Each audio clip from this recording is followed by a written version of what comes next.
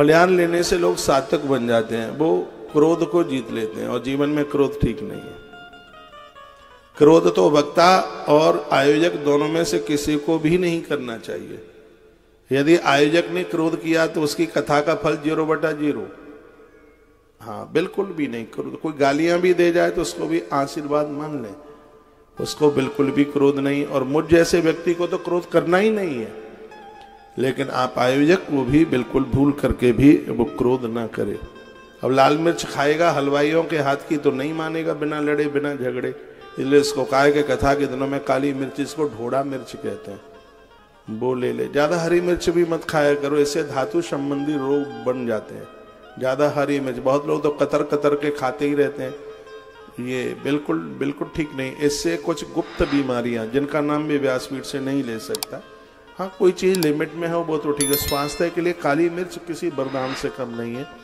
घी में तड़तड़ा के काली मिर्च लेने से थायराइड की बीमारी खत्म होती है। काली मिर्च तो स्वास्थ्य के लिए बड़ी फायदेमंद है, और फलियार में तो वही चलती है, काली मिर्च चलती है। तो फलाहारे नभा भावे एक भुक्ति नभा पुनः, तो एक बार भोजन ले लो शाम को, और दिन में कुछ फल वगैरह ले लो, दूध ले लो, फल ले लो, और फिर ऐसे सात्विक भाव से इस कथा को सुनिए। फिर देखो ये कथा कितना अपना प्रभाव दिखाती है। सुख साध्यम भवे दत्तु कर्तव्यम श्रवणायतम, कथा सुनने के लिए सब कर्तव्यों को पूरा करें। भोजनम तो वरम मन्ये कथा श्रवण कार्यक्रम, लिखा है कि यदि कथा सुनने में उपवास विघ्न कर रहा है तो फिर खा पी के सुनिए। कथा सुनने में उपवास कब विघ्न करता है?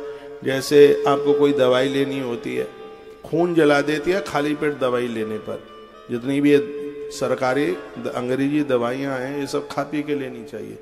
आँख की जोत चली जाएगी, बहरा हो जाएगा आदमी, अंधा हो जाएगा, रिजेक्शन कर जाएंगी दवाइयां, कमजोरी हो जाएगी, चक्कर खा के नीचे गिर जाएगा, प्राण भी जा सकते हैं। इसलिए कभी भी एलोपैथिक जो दवाइयां हैं वो खाली पेट नहीं लेनी चाहिए।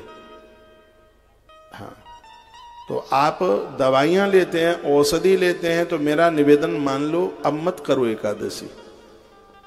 मैं एकादशी का भक्त हूं, बहुत एकादशी के बारे में कहता हूं, लेकिन आपका शरीर काम नहीं करता है और आप जबरदस्ती से व्रत में लगे हुए हैं, तो फिर ये आपको बिल्कुल ठीक नहीं है।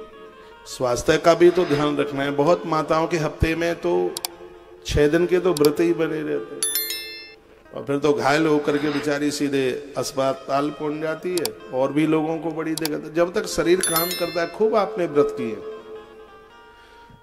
अब शरीर काम नहीं कर रहा है तो मानसिक भाव से भगवान का जन, भगवान का भजन कीजिए। कितनी सुंदर बात कही है, देखो इस श्लोक में, नोपवासो वरा प्रोक्ता कथा विघ्न करो।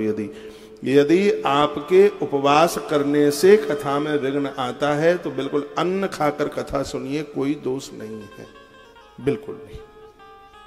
क्योंकि आपको औषधि, आपको कोई दवाई लेनी है तो उसमें उसको खाना, अन्न खाना जरूरी है। और आप बिल्कुल चकई मकई होकर और संकल्प लेके बैठे, नहीं कथा भागवत की सुन रहे हैं, हमें तो 6 घंटा पानी नहीं पीना, निर्जला करके सो जीभ चिपकेगी, गन्नाटा खा के नीचे गिरेंगे, बेटा पिंकू भाग के आएगा तो सीधे मम्मी को ले जाएगा फिर अस्पताल, सो सिगरे व्रत धरे के धरे रह जाएंगे। शरीर काम कर रहा है तो व्रत उपवास कीजिए। और मैं अपनी तरफ से कुछ नहीं बोल रहा, मैं श्लोक का व्याख्यान कर रहा हूं।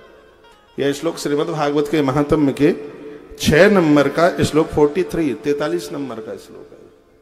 श्रीमद् भागवत महात्म्य अध्याय 6 श्लोक नंबर 43 नंबर का श्लोक है, और इसमें वर्णन किया गया नोपवासो वरः प्रोक्ता कथा विघ्न करो। यदि उपवास करने में, कथा सुनने में विघ्न आता है, शरीर को दिक्कत परेशानी होती है, तो फिर आप खा पी करके फिर आप कथा सुनिए। लेकिन सुनिए कैसे भी सुनिए। धरती पर बैठ सकते हो तो धरती पर बैठ के सुनिए, नहीं बैठ सकते हो तो कुर्सी पर बैठ करके सुनिए, कुर्सी पर भी नहीं बैठ सकते हो तो खड़े होकर के सुनिए, खड़े भी नहीं हो सकते हो तो टहल करके कथा सुनिए। और टहल